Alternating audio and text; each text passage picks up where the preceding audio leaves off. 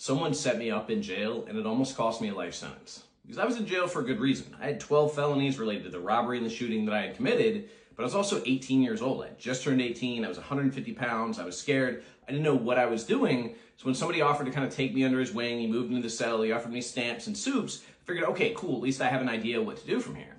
Somewhere along the way, he said, man, my girl's tripping, my family this, like, is there any chance you could find me a place to stay? So I said, yeah, I'll find you something.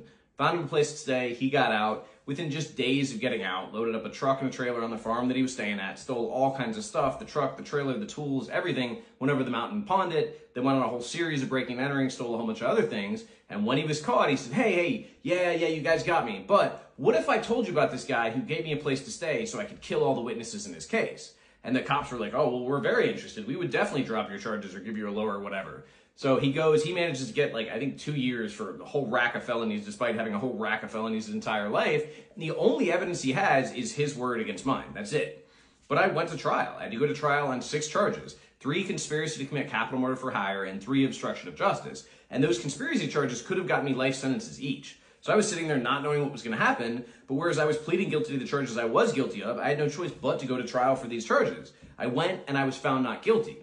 But even though I was found not guilty, I didn't get those life sentences. When the judge went for my guidelines, which originally called for 8 to 13 years and sentenced me to 32 years, his reason was, well, those charges I found you not guilty of, I'm not actually sure you're not guilty of. And I was like, bro, like, how are you going to find me not guilty and then wildly exceed my sentencing range because you say that I'm guilty or you think I'm guilty of something that you found me not guilty of? And that was how somebody setting me up in the jail ended up changing the course of my life.